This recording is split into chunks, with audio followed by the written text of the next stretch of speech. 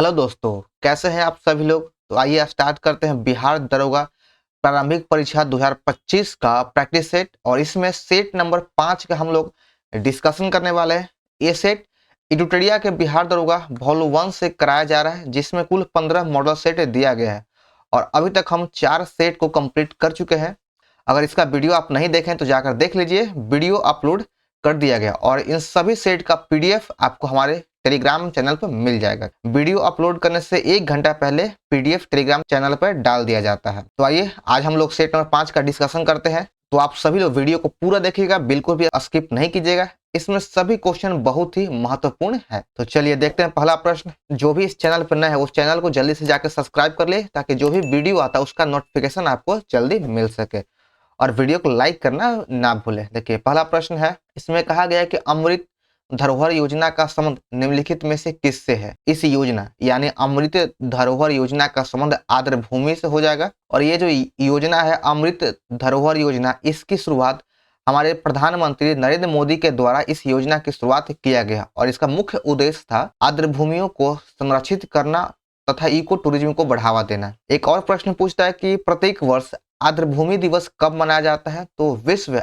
आर्द्र भूमि दिवस प्रति वर्ष 2 फरवरी को मनाया जाता है। चलिए देखिए अगला प्रश्न, किसी देश में जीवन स्तर प्रतिबिंबित होता है किससे। किसी भी देश का जीवन स्तर जो है वह प्रति व्यक्ति सकल घरेलू उत्पाद से प्रतिबिंबित होता है। तो 2 का 4 हो जाएगा। चलिए देखिए 3 नंबर, किस समिति ने प्रतिस्पर्धा अधिनियम 2002 को अधिनियमित करने का सुझाव दिया था। तो यह सुझाव राघवन समिति के द्वारा दिया गया। राघवन समिति के द्वारा ही यह सुझाव दिया गया कि प्रतिस्पर्धा अधिनियम 2002 को अधिनियमित किया जाए। और ये जो अधिनियम है इससे पहले अवरोधक व्यापार अधिनियम 1969 ईस्वी को निरस्त करके प्रतिस्पर्धा अधिनियम 2002 को लाया गया है। निम्न में से क्या भारत के राष्ट्रीय आय की गणना में से एक समस्या है। भारत की राष्ट्रीय आय की गणना में जो सबसे बड़ी समस्या है वह है असंगठित क्षेत्र। असंगठित क्षेत्र राष्ट्रीय आय की गणना में या जनगणना में बहुत बड़ी एक समस्या है, क्योंकि इस राष्ट्रीय आय की गणना में असंगठित क्षेत्र का योगदान का आकलन करना बहुत ही मुश्किल या फिर कठिन है। चलिए देखिए आगे बढ़ते हैं कि निम्न में से कौन सा उपागम प्रोफेसर अमर्त्य सेन से संबंधित है। तो इस ऑप्शन में से सक्षमता उपागम का संबंध प्रोफेसर अमर्त्य सेन से है, तो 2 नंबर हो जाएगा। देखिए 6 नंबर, बहुत ही महत्वपूर्ण प्रश्न, बहुत रिपीटेटेड क्वेश्चन है यह, कि बिहार में चंपारण कृषि कानून किस वर्ष पारित किया गया था। तो बिहार में चंपारण कृषि कानून को वर्ष 1917 ईस्वी में पारित किया गया था।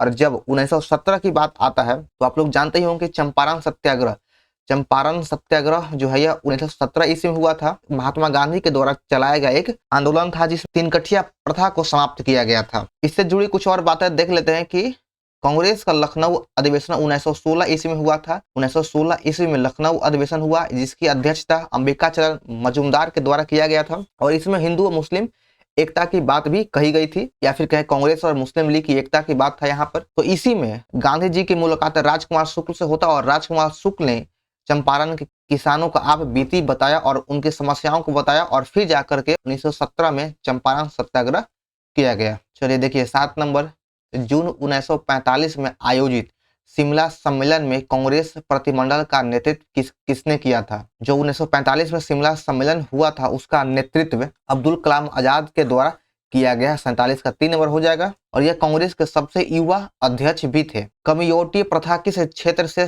सर्वाधिक प्रचलित है। ये जो प्रथा है कमियोटी प्रथा, यह सबसे अधिक बिहार और ओडिशा, बिहार एवं ओडिशा ये 2 राज्यों में सबसे अधिक प्रचलित थी। इस प्रथा के अंतर्गत कृषि दास के रूप में खेती करने वाले कमियों जाति के लोग यानी कमिया जाति के लोग अपने मालिक के द्वारा प्राप्त ऋण पर दी जाने वाली ब्याज राशि के बदले में जीवन भर उनकी सेवा करते थे। यही थी कमियोटी प्रथा। आगे देखिए 9 नंबर, दक्षिण पूर्वी समुद्र तट पर अंग्रेजों ने अपनी पहली कोठी कब स्थापित किया था। दक्षिण पूर्वी भाग में कह रहा है, तो दक्षिण पूर्वी भाग में दक्षिण पूर्वी समुद्र तट पर अंग्रेजों के द्वारा स्थापित किया गया पहला कोठी 1611 में स्थापित किया गया था। 9 का 2 हो जाएगा। और यह मसूलीपट्टनम में स्थापित किया गया था। मसूलीपट्टनम में अंग्रेजों के द्वारा जो सर्वप्रथम स्थापित किया गया कोठी था वह था 1608 में सूरत में, लेकिन इसे मान्यता नहीं दिया गया था। 1608 में इसको मान्यता प्राप्त नहीं हुआ। भारत पर आक्रमण करने वाला प्रथम तुर्की मुसलमान निम्न में से कौन है? भारत पर आक्रमण करने वाला प्रथम तुर्की मुसलमान था सुबुत गिनी। 10 का 3 होगा, सुबुत गिनी इसका सही उत्तर है। और यहाँ पर एक चीज और ध्यान से देखिए, कुछ लोग इसका आंसर मारेंगे मोहम्मद बिन कासिम, लेकिन ध्यान देने बात यहाँ पे यह है कि भारत पर आक्रमण करने वाला प्रथम मुसलमान था मोहम्मद बिन कासिम। प्रथम मुसलमान अगर पूछ दे तो मोहम्मद बिन कासिम हुआ, लेकिन प्रथम तुर्की मुसलमान अगर बात करें तुर्की मुसलमान तब हो जाएगा सुबुतगीन। अब देखिए 11 नंबर, सर्वप्रथम राष्ट्रीय नियोजन समिति का गठन भारतीय राष्ट्रीय कांग्रेस के किस अधिवेशन में किया गया था? भारत सर्वप्रथम राष्ट्रीय नियोजन समिति का गठन हरिपुरा अधिवेशन जो 1938 ईस्वी में हुआ था, इसी में राष्ट्रीय नियोजन समिति का गठन किया गया था। और इस हरिपुरा अधिवेशन की अध्यक्षता सुभाष चंद्र बोस के द्वारा किया गया था। और इसी के एक साल बाद 1939 ईस्वी में त्रिपुरी अधिवेशन हुआ था, जिसके भी अध्यक्ष सुभाष चंद्र बोस बने थे, लेकिन बाद में वो फिर अध्यक्ष पद से इस्तीफा दे दिए। और यह हरिपुरी कहाँ पे है? तो यह गुजरात राज्य में है। अगला प्रश्न है कि विजयनगर साम्राज्य के किस शासक ने सर्वप्रथम मुस्लिमों को अपनी सेना में स्थान दिया था? मुसलमानों को अपनी सेना में स्थान किस शासक के द्वारा दिया गया? तो वह देवराय द्वितीय ही वह शासक है जिसने अपनी सेना में सर्वप्रथम मुसलमानों को स्थान दिया। ऋग्वेद में कितनी बार गंगा नदी का उल्लेख किया गया है? ऋग्वेद में गंगा नदी का उल्लेख मात्र और मात्र एक बार किया गया है। और इसका उल्लेख किस मंडल में है? तो गंगा नदी का उल्लेख ऋग्वेद के 10वें मंडल में गंगा नदी का उल्लेख किया गया है। अगर बात करें कि यमुना का, तो यमुना नदी का उल्लेख 3 बार किया गया, 3 बार इस नदी का उल्लेख किया गया है। जबकि सरस्वती नदी सबसे पवित्र नदी मानी गई है और सिंधु नदी का सर्वाधिक बार उल्लेख हुआ है।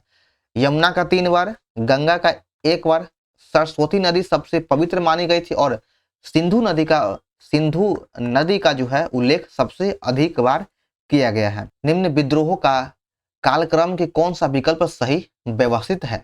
विद्रोहों का उसके क्रम वाइज रखना है, तो आइए देखते हैं। नील विद्रोह, सन्यासी विद्रोह और पवना विद्रोह, यह गलत है, यह क्रम में नहीं है। सबसे पहले हुआ था सन्यासी विद्रोह, यह 1763 से लेकर 1800 के मध्य में हुआ था सन्यासी विद्रोह। नील विद्रोह हुआ है 1859 से लेकर 1860 के बीच में। उसके बाद फिर पावना विद्रोह, यह 1873 से लेकर 1876 ईस्वी के बीच में हुआ है पावना विद्रोह। तो इसका ऑप्शन 2 हो जाएगा, यह क्रम में सजा हुआ है। राजा महेंद्र प्रताप ने किस वर्ष काबुल अफगानिस्तान में भारत की प्रथम सरकार का गठन किया था? भारत की प्रथम सरकार का गठन महेंद्र प्रताप के द्वारा अफगानिस्तान के काबुल में किया गया था। और यह कब किया गया था? तो इसका गठन 1915 ईस्वी में काबुल अफगानिस्तान में किया गया था राजा महेंद्र प्रताप के द्वारा। 15 का 3 हो जाएगा। और उस सरकार के यह राजा महेंद्र प्रताप स्वयं राष्ट्रपति थे और वहां का बरकतुल्ला वहां का प्रधानमंत्री बना था उस सरकार का। चलिए देखिए 16 नंबर, साधारण ब्रह्म समाज की स्थापना निम्न में से किसके द्वारा किया गया था? तो साधारण ब्रह्म समाज की स्थापना शिवनाथ शास्त्री और आनंद मोहन बोस, ये दोनों के द्वारा किया गया है। शिवनाथ शास्त्री एवं आनंद मोहन बोस। तो इसका सही उत्तर हो जाएगा बी और सी दोनों। उदंतपुरी बिहार का निर्माण निम्न में से किसने करवाया था? उदंतपुरी बिहार का निर्माण पाल वंशीय शासक गोपाल के द्वारा इसका निर्माण किया गया है, जिसकी स्थापना 7वीं शताब्दी के तहत किया गया था या उसके मध्य में किया गया है। राष्ट्रीय एड्स नियंत्रण कार्यक्रम की शुरुआत किस वर्ष किया गया है? तो राष्ट्रीय एड्स कार्यक्रम की शुरुआत 1992 ईस्वी में किया गया है। 18 का 1 हो जाएगा। इसके नियंत्रण के लिए 1992 में इसका कार्यक्रम चलाया गया था। चलिए आगे देखिए कि बार्क में स्थापित साइरस तापीय रिएक्टर किस देश के सहयोग से स्थापित किया गया है? तो यह कनाडा के सहयोग से स्थापित किया गया है। बार्क में स्थित साइरस तापीय रिएक्टर की स्थापना कनाडा के सहयोग से किया गया है। चलिए दोस्तों देखते हैं अगला प्रश्न कि सुपर कंडक्टर के आविष्कारक निम्न में से कौन सा है? तो इसके आविष्कारक हो जाएगा एच कामेरलिंग सुपर कंडक्टर के आविष्कारक हो जाएगा। 20 का 1 नंबर हो जाएगा। एक देखिए जी डैमलर किसका आविष्कारक है? तो यह गैस इंजन का आविष्कारक है। गैस इंजन के आविष्कारक है जी डैमलर। जेम्स पक्कल के द्वारा मशीन गन की स्थापना किया गया जेम्स पक्कल के द्वारा। चलिए देखते हैं अगला प्रश्न 21 नंबर, डीपीए समाचार एजेंसी का संबंध किस देश से है? डीपीए समाचार एजेंसी का संबंध जर्मनी से हो जाएगा। इसका संबंध जर्मनी से 21 का 4 हो जाएगा। कुछ और भी समाचार एजेंसी है जैसे कि ई टीम इजराइल का है, सिन्हुआ चीन का है, इरना ईरान का है, यूपीपी पाकिस्तान का है। आगे देखिए 22 नंबर, दुनिया का पुलिसमैन के नाम से निम्न में से किसे संबोधित किया जाता है? दुनिया का पुलिसमैन किसे कहा जाता है? तो सुरक्षा परिषद, सुरक्षा परिषद को दुनिया का पुलिसमैन कहा जाता है। संयुक्त राष्ट्र के 6 प्रमुख अंग है, संयुक्त राष्ट्र के 6 प्रमुख अंग है, उन 6 में से यह भी एक अंग है सुरक्षा परिषद, जिसे दुनिया का पुलिसमैन कहा जाता है। और अगर बात करें कि महासभा को, तो महासभा भी इसी संयुक्त राष्ट्र का ही अंग है और इसे लघु संसद, विश्व की लघु संसद कहा जाता है, लघु संसद कहा जाता है। चलिए देखते हैं अगला प्रश्न कि हाल ही में कौन सा अफ्रीकी देश संयुक्त सुरक्षा परिषद में अस्थायी सदस्य के रूप में शामिल हुआ है? तो संयुक्त सुरक्षा परिषद में अस्थायी मेंबर के रूप में सोमालिया को शामिल किया गया है। 23 का 2 हो जाएगा सोमालिया। हाल ही में वक्फ संशोधन विधेयक 2024 लोकसभा में पेश किया गया। यह विधेयक किस वर्ष के वक्फ अधिनियम में संशोधन करता है? तो यह 1995 ईस्वी के अधिनियम को संशोधन करता है। चलिए अगला प्रश्न है 25, हाल ही में दुनिया का सबसे गहरा ब्लू होल की खोज किस देश के द्वारा किया गया है? दुनिया का सबसे गहरा ब्लू होल की खोज मैक्सिको के द्वारा किया गया है। 25 का 3 हो जाएगा। और यह मैक्सिको के चेतमल खाड़ी में दुनिया का सबसे गहरा ब्लू होल की खोज किया गया मैक्सिको के द्वारा। हाल ही में प्रधानमंत्री भारत के क्रू अंतरिक्ष मिशन गगनयान के लिए 4 अंतरिक्ष यात्रियों के नामों की घोषणा की है और निम्न में से कौन शामिल नहीं है? भारत से 4 अंतरिक्ष यात्री अंतरिक्ष मिशन में जाएंगे और उन चारों में से कौन नहीं है? तो आइए उसी को देखते हैं। तो प्रशांत बालकृष्ण नायर, यह तो है। अजित कृष्णन भी है और शुभांशु शुक्ला भी, तीनों व्यक्ति है। और चौथा व्यक्ति कौन है? तो चौथा व्यक्ति का नाम है अंगद प्रताप। अंगद प्रताप वो चौथा व्यक्ति है। तो इसमें से आंसर हो जाएगा ऑप्शन नंबर डी, कोई नहीं। चलिए बढ़ते हैं अगले प्रश्न की ओर। चुनावी बॉन्ड योजना किस बजट में पेश किया गया था? चुनावी बॉन्ड योजना 2017-18 के बजट में पेश किया गया है। हाल ही में नई दिल्ली में आयोजित विश्व धरोहर समिति के 46वें सत्र में किस राज्य के चिराई देवी बोइदम को यूनेस्को के सांस्कृतिक धरोहर स्थल के रूप में शामिल किया गया है?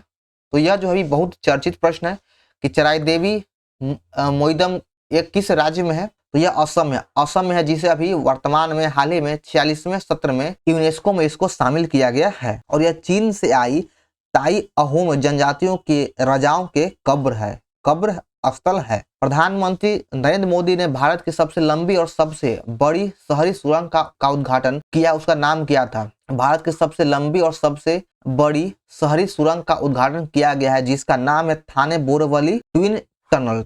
थाने बोरीवली ट्विन टनल इसका नाम है। 29 का 1 हो जाएगा। आगे देखिए 30 नंबर, हाल ही में मर्स द्वारा जारी cost of living city ranking 2024 में भारत का कौन सा शहर भारत के सबसे महंगा शहर है? तो अभी वर्तमान में भारत का इसके अकॉर्डिंग सबसे महंगा शहर है मुंबई सबसे महंगा शहर है। 30 का 3 हो जाएगा। अगर यही पूछता कि दुनिया का सबसे महंगा शहर कौन है, तो हांगकांग दुनिया का सबसे महंगा शहर है। और नई दिल्ली का स्थान 165वां है। नई दिल्ली का स्थान महंगाई में 165वां है। वर्तमान में राज्यसभा में सदन के नेता कौन है? तो वर्तमान में राज्यसभा में सदन के नेता है जेपी नड्डा। 31 का 3 होगा। आगे बढ़ते हैं। आगे है कि हाल ही में हुए चुनाव में कौन ईरान के नए राष्ट्रपति के रूप में निर्वाचित हुए हैं? तो अभी वर्तमान में ईरान के नए राष्ट्रपति हैं मसूद पेजिशकियान अभी वर्तमान में ईरान के नए राष्ट्रपति निर्वाचित हुए हैं। आर्थिक सर्वेक्षण 2023-24 के अनुसार भारत के जीडीपी में कितने प्रतिशत की वृद्धि हुआ है? 23-24 के अनुसार भारत के जीडीपी में 8.2% की वृद्धि हुआ है। भारत ने नए विदेश सचिव के रूप में किसे नियुक्त किया है? तो अभी हाल ही में भारत के नए विदेश सचिव के रूप में विक्रम मिश्री को नियुक्त किया गया है। 34 का 1 हो जाएगा। और यह भारतीय विदेश सेवा IFS 1985 बैच के अधिकारी है। बिहार के कितनी महिलाओं को पद्म पुरस्कार 2025 से सम्मानित किया जाएगा? तो इस बार बिहार के 2 महिलाओं को पद्म पुरस्कार से सम्मानित किया जाएगा और बिहार के 7 व्यक्तियों को पद्म पुरस्कार दिया जाएगा। इन दोनों बातों को याद रखना है। बिहार के 7 व्यक्ति को पद्म पुरस्कार दिया जाएगा और 2 महिला को दिया जाएगा। और भारत में इस बार टोटल 139 व्यक्तियों को पद्म पुरस्कार दिए जाने की घोषणा किया गया है। प्रधानमंत्री श्री नरेंद्र मोदी को किस देश के सर्वोच्च सम्मान Order of Saint Andrew's the Apostle से सम्मानित किया गया है। तो यह रूस का सम्मान है जिसे जिसे नरेंद्र मोदी को दिया गया। तो 36 का 4 होगा। आगे बढ़ते हैं 37 नंबर में। रिमपैक 2024 का आयोजन किस देश में किया जा रहा है? रिमपैक 2024 का आयोजन संयुक्त राज्य अमेरिका में किया जा रहा है। रिमपैक 2024 का आयोजन, और इसका मेजबानी भी अमेरिका के ही द्वारा किया जाएगा। आगे देखिए कि भारतीय क्रिकेट टीम के मुख्य कोच के रूप में किसे नियुक्त किया गया है? तो भारतीय क्रिकेट टीम के मुख्य कोच के रूप में गौतम गंभीर को नियुक्त किया गया है, और यह अपने पद पे यानी गौतम गंभीर अपने पद पे दिसंबर 2027 तक बने रहेंगे इसे अपने पद पे। पेरिस ओलंपिक 2024 में भारत का पहला पदक किसने जीता था? इस ओलंपिक खेल में पहला पदक मनु भाकर के द्वारा जीता गया था। तो 39 का 2 हो जाएगा। और यह कौन सा ग्रीष्मकालीन खेल है? तो इस बार 33वां ग्रीष्मकालीन खेल था यह पेरिस में जो हुआ। और अगर यहाँ से बात करें कि मनु भाकर का संबंध किससे है, तो इनका संबंध एयर स्पर्धा यानी शूटिंग से है, और इसके द्वारा जो पहला पदक जीता गया था वो था कांस्य पदक जीता था। आगे देखिए 40 नंबर। माउंट किलिमंजारो पर भारतीय राष्ट्रीय ध्वज फहराने वाले एशिया का सबसे युवा पर्वतारोही कौन बने हैं? इस पर्वत पर भारतीय ध्वज को फहराने वाले एशिया का सबसे युवा पर्वतारोही बन चुके हैं तेगवीर सिंह। 40 का 1 हो जाएगा। अगला प्रश्न है कि आगामी महिला एशिया चैंपियनशिप ट्रॉफी 2024 का आयोजन भारत के किस राज्य में होगा? तो इसका आयोजन बिहार में किया जाएगा। आगामी महिला एशिया चैंपियनशिप ट्रॉफी 2024 का आयोजन बिहार में किया जाएगा, या फिर बिहार में किया जा चुका है। हाल ही में रेलवे बोर्ड का अध्यक्ष किसे नियुक्त किया गया है? तो वर्तमान में रेलवे बोर्ड का अध्यक्ष अब चेंज हो चुके हैं, और अब रेलवे बोर्ड के अध्यक्ष सतीश कुमार को बनाया गया है। 42 का 4 होगा। सतीश कुमार 1 सितंबर 2024 से रेलवे बोर्ड के नए अध्यक्ष बन चुके हैं। किसी कार्य को करने का संकल्प करना मुहावरे का सही अर्थ क्या होगा? कोई भी कार्य को करने का संकल्प करना, इस मुहावरे का अर्थ होता है कि बीड़ा उठा लेना। कोई भी कार्य का संकल्प करना मतलब कि हम उस कार्य को करने के लिए बीड़ा उठा लिए हैं। संसारिक का शुद्ध रूप क्या होता है? संसारिक का शुद्ध रूप होता है सांसारिक होता है, सांसारिक नहीं बल्कि सांसारिक होता है। 44 का 1 हो जाएगा। आगे देखिए 45 नंबर। निरोग का सही संधि विच्छेद क्या होगा? तो निरोग का संधि विच्छेद हो जाएगा निहजोर रोग। यहाँ पर ऑप्शन नंबर 2 हो जाएगा, निहजोर रोग। वर्णों का सार्थक समूह क्या कहलाता है? तो वर्णों का सार्थक समूह शब्द कहलाता है। 47 का देख लीजिए कि honest and up rightness of character, तो इसका सही आंसर हो जाएगा 47 का 1 नंबर इंटेग्रिटी। आगे है 48 number. The murder of one's mother, तो इसका सही आंसर हो जाएगा ऑप्शन नंबर 3 मैट्रिसाइड। 49 का देख लीजिए। 49 में some boys were helping the wanted man, तो 49 का आंसर हो जाएगा option number A. Option A इसका सही है।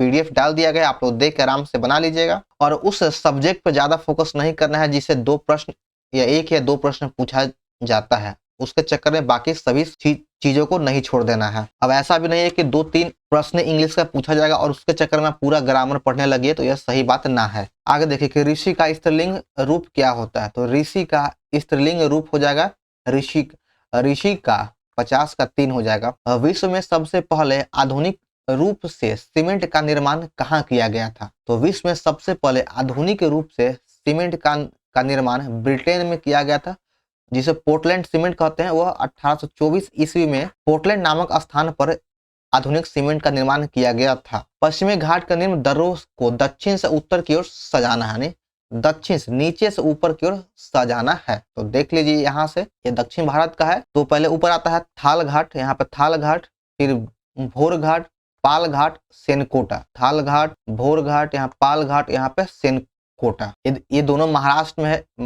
में है।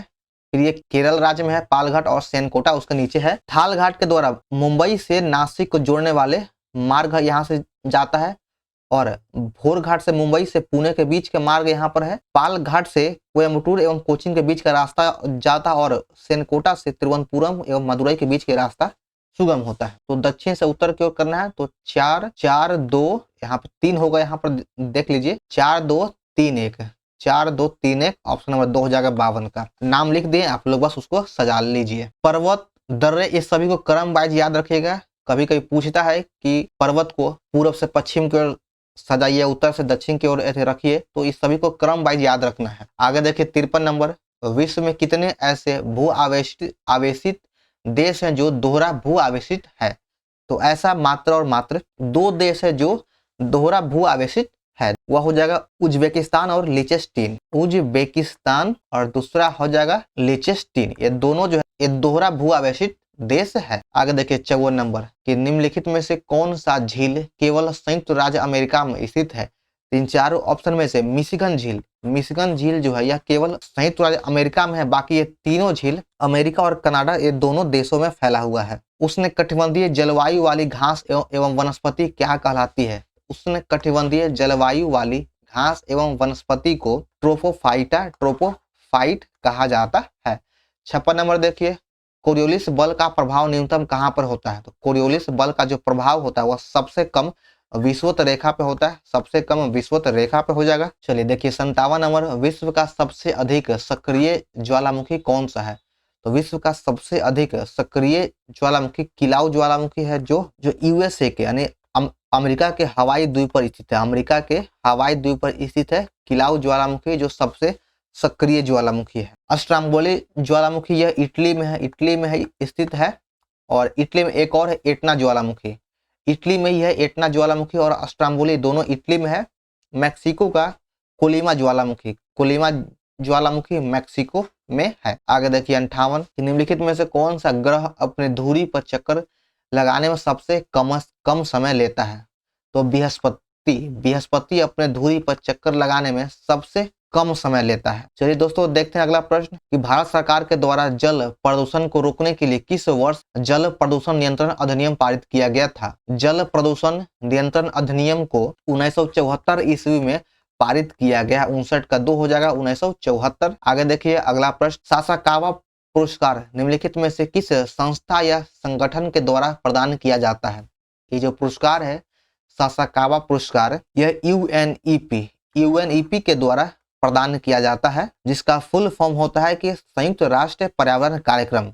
संयुक्त राष्ट्र पर्यावरण कार्यक्रम के ही द्वारा सासाकावा पुरस्कार दिया जाता है। सर्वोच्च न्यायालय के अपीलीय क्षेत्राधिकार के अंतर्गत कितने प्रकार के प्रकरण आते हैं? तो अपीलीय क्षेत्राधिकार के अंतर्गत तीन प्रकार के प्रकरण आता है। वो तीनों है संविधानिक, दूसरा हो जाएगा दीवानी और तीसरा हो जाएगा फौजदारी। ये तीनों प्रकरण अपीलीय क्षेत्राधिकार के अंतर्गत आता है। सर्वोच्च न्यायालय अनुच्छेद 32 के तहत रिट जारी कर सकता है, इस बात को भी ध्यान रखना है। आगे देखिए 62 नंबर, भारत के नए संसद भवन के संबंध में निम्नलिखित में से कौन सा कथन सत्य है? यह इसका आकार त्रिकोणीय है, तो बिल्कुल सही है। जो नया संसद भवन है उसका आकार त्रिकोणीय है। नए संसद भवन के छत पर राष्ट्रीय प्रतीक का निर्माण किया गया, यह भी सही है। इसके निर्माण में ग्रेनाइट और बलुआ पत्थर का उपयोग किया गया है, यह भी सही है। और नए संसद भवन के 3 मुख्य द्वार थल, जल और नभ को समर्पित है। तो इसमें से सभी कथन सही है, उपयुक्त में से सभी। चलिए देखते हैं अगला प्रश्न 63 कि निम्नलिखित में से किस राज्य की लोकसभा में सदस्यों की संख्या समान है? कौन कौन राज्य में लोकसभा के सीटों की संख्या समान है? तो वह हो जाएगा, तो 63 का हो जाएगा कि राजस्थान और आंध्र प्रदेश और झारखंड और असम, ये दोनों जगह सीटों की संख्या समान है। राजस्थान और आंध्र प्रदेश में लोकसभा सीटों की संख्या 25 है, राजस्थान में 25 और आंध्र प्रदेश में 25 है। झारखंड में लोकसभा सीटों की संख्या 14 है और असम में भी 14 है। तो ये दोनों जगह लोकसभा सीटों की संख्या समान है। तो इसका 63 का सही आंसर हो जाएगा ऑप्शन नंबर डी, 1 और 3। लेकिन जब आप किताब से पीडीएफ से सेट बनाइएगा तो वहां पे 1 और 2 दिया होगा, जो गलत है, बिल्कुल गलत है। आंध्र प्रदेश में 25 है और असम में 14 है, तो यह गलत है। तो कहीं कहीं मिसप्रिंट हो जाता है बुक में भी। आगे देखिए 64 नंबर, क्षेत्रीय परिषद के संबंध में निम्नलिखित में से कौन सा कथन सही नहीं है, यानी कौन सा कथन है जो गलत है? तो भारत में 5 क्षेत्रीय परिषद है, बिल्कुल सही है। और क्षेत्रीय परिषद का गठन राष्ट्रपति के द्वारा किया जाता है। केंद्रीय मंत्री क्षेत्रीय परिषद का अध्यक्ष होता है। यह सभी कथन जो है सही है। और क्षेत्रीय परिषद का गठन 1956 ईस्वी में राज्य पुनर्गठन अधिनियम के तहत इसको स्थापित किया गया था। तो इसमें से सभी कथन सही है, गलत कोई नहीं है। तो सही होगा उत्तर ऑप्शन नंबर डी, उपयुक्त में से कोई नहीं। अगला प्रश्न है कि निम्नलिखित में से किस अधिनियम के तहत पहली बार मुस्लिम समुदाय के लिए पृथक प्रतिनिधित्व का उपबंध किया गया है? तो अलग पृथक प्रतिनिधित्व का उपबंध भारत शासन भारत परिषद अधिनियम 1909 के तहत किया गया था। 65 का 3 हो जाएगा। 1909 ईस्वी को ही पार्लियामेंट सुधार अधिनियम भी कहा जाता है, पार्लियामेंट अधिनियम भी कहा जाता है। इसी के तहत अलग या पृथक निर्वाचन की व्यवस्था किया गया था।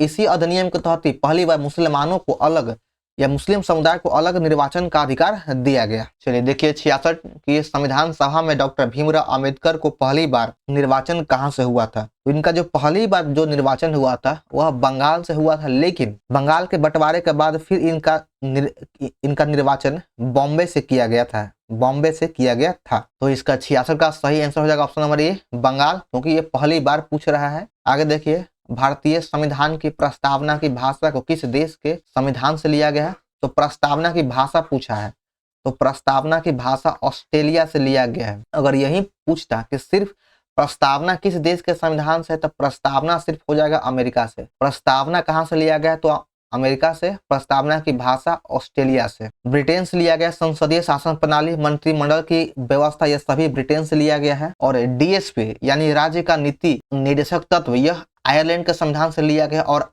आयरलैंड में डीएसपी को स्पेन के संविधान से ग्रहण किया गया है। चलिए आगे देखिए कि 12वीं अनुसूची में शहरी क्षेत्र के स्थानीय स्वशासन संस्थाओं को कार्य करने के लिए कितने विषय प्रदान किया गया है? तो नगर पालिका को कार्य करने के लिए 18 विषय प्रदान किया गया, 68 का 1 हो जाएगा। अगर यही पूछता कि पंचायती राज को कार्य करने के कितने विषय हैं, तो पंचायती राज्य को कार्य करने के 29 विषय प्रदान किया गया है। 12वीं अनुसूची का संबंध न्यायपालिका से है, जो 74वां संविधान संशोधन 1992 ईस्वी के तहत 1973 में जोड़ा गया है। और पंचायती राज का संबंध 11वीं अनुसूची से है, जिसे 73वां संविधान संशोधन 1992 ईस्वी के तहत 24 अप्रैल 1993 ईस्वी को लागू किया गया है। चलिए आगे देख लेते हैं कि भारतीय संविधान के किस अनुच्छेद के अंतर्गत धार्मिक संस्थाओं के संचालन की आजादी प्रदान की गई है? तो धार्मिक संस्थाओं के संचालन की आजादी अनुच्छेद 26 के तहत किया गया है। और अनुच्छेद 25 से 28 की अगर बात करें, 25 से 28, तो यह धार्मिक स्वतंत्रता का अधिकार अनुच्छेद 25 से 28 में है। एक बार देख लेते हैं कि अनुच्छेद 14 से 18 के बीच में समता या समानता का अधिकार है। अनुच्छेद 19 से लेकर 22 के बीच में 19 से 22 तक स्वतंत्रता का अधिकार है। 23 से 24 में शोषण के विरुद्ध अधिकार दिया गया है। और 25 से 28 में धार्मिक स्वतंत्रता है।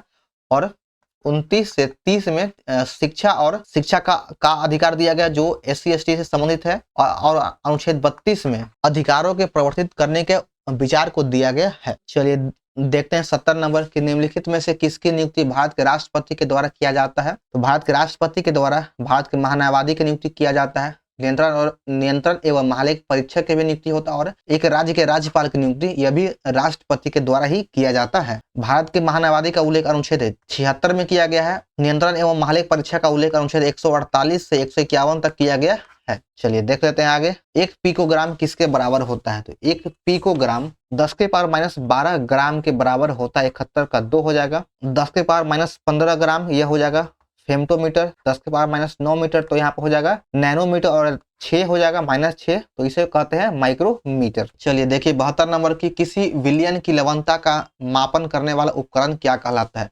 तो किसी भी विलयन की लवणता को मापने वाले उपकरण को सेलिनोमीटर कहा जाता है। 72 का 1 होगा। आगे देखिए पेंडुलम घड़ी निम्नलिखित में से किस ऋतु में तेज गति से चलता है? तो पेंडुलम घड़ी जो है वह शीतकाल में सबसे अधिक तेज गति से चलता है। और इसका आवर्त काल अगर पूछते हैं कि आवर्त काल, तो शीत ऋतु में आवर्त काल घट जाता है और ग्रीष्म ऋतु में आवर्त काल बढ़ जाता है। पढ़ने में कम काम आने वाला ग्लास निम्न में से किस प्रकार के लेंस से बनाया जाता है? तो पढ़ने में काम आने वाले ग्लास को उत्तल लेंस से बनाया जाता है। 74 का 1 हो जाएगा। आगे देखिए ठंडे देशों में पारा के स्थान पर अल्कोहल को तापमापी द्रव के रूप में वरीयता क्यों दिया जाता है? तो इसे अल्कोहल का द्रव्यनांक निम्न होता है, इसलिए इसको वरीयता दिया जाता है, क्योंकि इसका द्रव्यनांक निम्न होता है। निम्नलिखित में से किस तरंग की लंबाई सबसे अधिक है? किस तरंग की लंबाई सबसे अधिक हो जाएगा? तो माइक्रोवेव तरंग की लंबाई सबसे अधिक होता है। लेकिन माइक्रोवेव से भी सबसे अधिक होता है रेडियो तरंग जो ऑप्शन में नहीं दिया है, तो रेडियो तरंग के सबसे अधिक होता है। उसके बाद फिर माइक्रोवेव के बाद फिर हो जाएगा अवरक्त के बाद हो जाएगा फिर एक्स किरणें, और एक्स किरणें के बाद होता है गामा किरणें, एक्स के बाद फिर गामा किरणें, गामा किरणें के बाद फिर हो जाएगा और जो भी है। तो चलिए आगे देखते हैं अब 77 कि निम्नलिखित में से किसका उपयोग परमाणु ईंधन की श्रेणी में नहीं होता है। परमाणु ईंधन की श्रेणी में किसका उपयोग नहीं किया जाएगा, तो कैडमियम, कैडमियम का उपयोग नहीं किया जाता है। तो 77 का ऑप्शन नंबर डी हो जाएगा, कैडमियम इसका सही उत्तर है। इसका उपयोग परमाणु ईंधन में नहीं किया जाता है और यूरेनियम, प्लूटोनियम, थोरियम इन सभी का परमाणु ईंधन में उपयोग किया जाता है। निम्नलिखित में से किस रसायन का उपयोग कृत्रिम बादल बनाने में किया जाता है, तो कृत्रिम बादल के रूप में सिल्वर आयोडाइड का उपयोग किया जाता है। सिल्वर आयोडाइड, ऑप्शन 4 होगा, यह गलत है। ऑप्शन नंबर डी हो जाएगा। लौंग के तेल का निम्नलिखित में से कौन सा प्रमुख घटक है।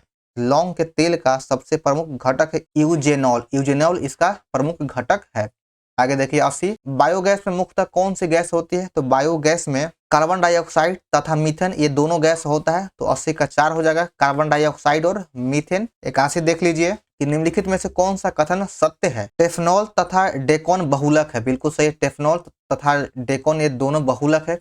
प्राकृतिक रबर क्लोरोपीन है, बिल्कुल गलत है। क्लोरोपीन ये प्राकृतिक रबर नहीं है बल्कि यह एक संश्लिष्ट रबर है। नियोप्रीन संश्लिष्ट रबर है, तो हाँ सही है। तो इसमें से 1 और 3 सही है, बाकी 2 गलत है। चलिए देखते हैं अगला प्रश्न की ओर बढ़ते हैं। अब 82 में कहा गया है कि विरंजक चूर्ण के संबंध में निम्नलिखित में से कौन सा कथन है जो सत्य है। तो 82 का देख लीजिए कि इसमें से 1 नंबर सही है कि विरंजक चूर्ण जल में अधिक विलय होता है। विरंजक चूर्ण जल में अधिक विलय होता है। वनस्पति तेलों के हाइड्रोजनीकरण में निम्नलिखित में से किस उत्प्रेरक का उपयोग किया जाता है, तो इसमें निकेल का उपयोग किया जाता है। वनस्पति तेल के हाइड्रोजनीकरण प्रक्रिया में निकेल का उपयोग किया जाता है। निम्नलिखित में से कौन सा कैल्शियम का अयस्क है। इन चारों में से कैल्शियम का अयस्क कौन है, तो कैल्साइट, फास्फोराइट और फ्लोरोअस्पा, ये जो तीनों है ये तीनों कैल्शियम का अयस्क है।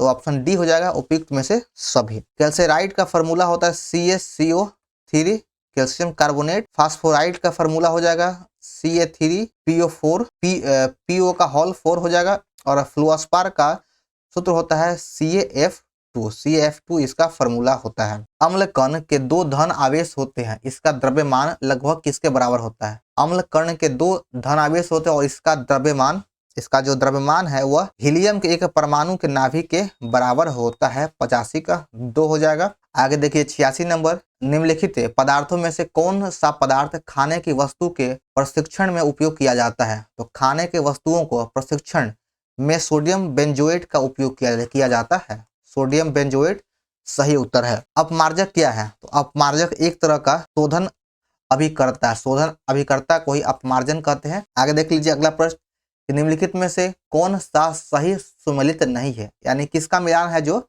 गलत है, किसका मिलान गलत है। तो देखते हैं कि उपभोक्ता परोपजीवी होता है, सही है। उत्पादक सहजीवी होगा, बिल्कुल सही है। गौण उपभोक्ता तृणभक्षी होगा, नहीं। यह जो है तृणभक्षी ना होकर के यह प्राथमिक उपभोक्ता होता है। तो ऑप्शन 3 हो जाएगा, यही मिलान गलत है। बाकी आपका विबंधक मृत परजीवी होता है। चलिए देखिए आगे, हाइड्रोफोबिया निम्नलिखित में से किसके द्वारा होता है। तो हाइड्रोफोबिया विषाणु के द्वारा होने वाली एक बीमारी है। 89 का 2 हो जाएगा। निम्नलिखित में से कौन सा पादप उत्पादक है। तो इन चारों में से पादप उत्पादक हो जाएगा कपूर, वनीला, कासन या फिर चिकोरी। ये सभी जो है पादप के उत्पाद हैं। तो 90 का 4 होगा। आगे देख लीजिए 91 नंबर, पौधों में अर्धसूत्री विभाजन के अध्ययन के लिए सबसे उपयुक्त भाग कौन सा होता है। अर्धसूत्री विभाजन के अध्ययन के लिए सबसे उपयुक्त भाग होता है परागकोश। 91 का 4 सही उत्तर है। चलिए बढ़ते हैं अपने अगले प्रश्न की ओर। अब देखते हैं 92 नंबर, इसमें कहा गया कि निम्नलिखित में से कौन सा तत्व पौधों के विकास के लिए आवश्यक नहीं है। इन चारों ऑप्शन में से सोडियम जो है यह पौधों के विकास के लिए आवश्यक नहीं है। 92 का 1 हो जाएगा। पौधों के विकास में सोडियम का कोई काम नहीं होता है और सोडियम का रासायनिक संकेत होता है Na। मैग्नीशियम का Mg हो जाएगा। कैल्शियम का Ca, पोटेशियम का K होता है। अग्नाशय को पाचक रस के उत्पादन के लिए उत्तेजित करने वाले हार्मोन निम्नलिखित में से कौन सा है। तो इसको उत्तेजित करने वाले जो हार्मोन है उस हार्मोन को सिक्रेटिन कहते हैं। सिक्रेटिन सही उत्तर होगा। चलिए देखिए 94, जैसे जैसे मनुष्य वृद्धि होता है, मनुष्यों में वृद्धि होता है, समानता उसके रक्त दाब पर क्या प्रभाव पड़ता है?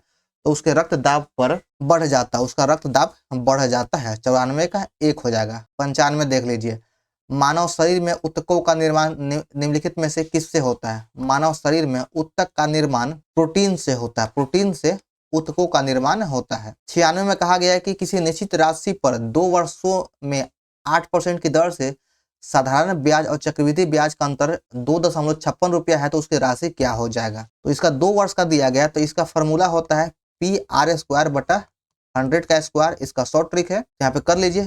तो राशि पूछा तो P गुना R हो जाएगा 64 बटा में 100 गुना 100 = 256 बटा 100। पॉइंट को नीचे कर दिए, 2 कट गया और यहाँ पे 64 चौका कट जाएगा 256 और P का मान आ गया 400 रुपया। 400 रुपया इसका मूलधन था। एक व्यापारी अपने सामान की कीमत क्रय मूल्य से 20% अधिक अंकित करता है। वह ग्राहक को बिल पर बट्टा देने के बाद भी 8% लाभ कमाता है, तो बट्टा ज्ञात कीजिए। तो देखिए यहाँ पर क्या होता है कि क्रय मूल्य अगर मान लेते हैं CP 100 है और MP अंकित मूल्य हो गया 20% अधिक अंकित करता है, तो अंकित मूल्य 120 हो जाएगा और उसे फिर भी 8% का लाभ होता है। तो लाभ होगा, तो लाभ और हानि का गणना क्रय मूल्य से होता है, यानी SP हो गया 108। अगर किसी वस्तु को वह 108 में बेचेगा तभी तो उसे 8% का लाभ होगा। तो अब पूछ रहा है कि उसने बटा कितने % का दिया है, छूट कितना दिया? तो छूट दिया, यहाँ से छूट की गणना या बट्टे की गणना अंकित मूल्य से होता है, MP से होता है। तो 12 रुपए का छूट दिया है, कितना में? 120 गुना 100। तो यहाँ से 10 बार में कट जाएगा और तब इसका आ गया 10%। 10% का बटा दिया है 97 का, हो जाएगा 4 नंबर। चलिए देखिए, यदि 6 क्रमवार विषम संख्या का औसत 48 है, तो न्यूनतम तथा अधिकतम संख्याओं के बीच का अंतर क्या हो जाएगा? 6 क्रमवार विषम संख्याओं का औसत 48 दिया गया है, तो आप इस तरह से निकाल सकते हैं कि पहला विषम x, दूसरा विषम हो जाएगा x + 2, तीसरा विषम x + 4। इस तरह से करके आप जो घटा कर निकाल सकते हैं। तो 98 का ऑप्शन नंबर 2 हो जाएगा। 10 भी इसका सही उत्तर आ जाएगा, इसका भी 10 होगा। 99 देखिए, 2 भाइयों की उम्रों में अंतर 8 वर्ष है, ठीक है। 2 भाई है जिसका उम्र का अंतर 8 वर्ष है तथा योग 10 वर्ष है, तथा योग 10 वर्ष के बाद उनके उम्रों का योग दुगना हो जाएगा। तो छोटे भाई की उम्र ज्ञात करना है। तो माना कि दोनों भाई की उम्र अंतर x - y का अंतर 8 वर्ष है, ठीक है। अगर बोलता है कि 10 वर्ष के बाद, तो दोनों में 10 वर्ष जोड़ दीजिए, x + 10 और y + 10, तो ये 10 वर्ष के बाद हो गया। तो इसका जो उम्र है वो योग का 2 गुना हो जाएगा, x + y का 2 गुना हो जाता है। तो इन दोनों समीकरण को हल कर लीजिए और हल करने के बाद आपका x का मान आ जाएगा 14 और y का मान आ जाएगा 6। तो सबसे छोटे भाई का उम्र हो जाएगा 6 वर्ष। तो 99 का हो जाएगा ऑप्शन नंबर 3। आगे देखिए 100 नंबर, यदि एक पासा जो होता है वह उसको 18 बार फेंका जाता है, तो कितनी बार 2 आने की प्रायिकता है? तो इसको आप इस तरह से कर सकते हो, 1/6 + 1/6 1 + 1/6।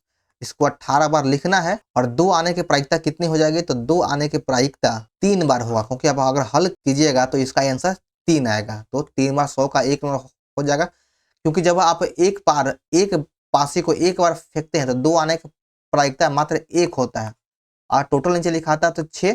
तो इस तरह से 18 बार इस विधि को दोहराना है, तो जब इसको हल कीजिएगा तो आंसर 3 आएगा।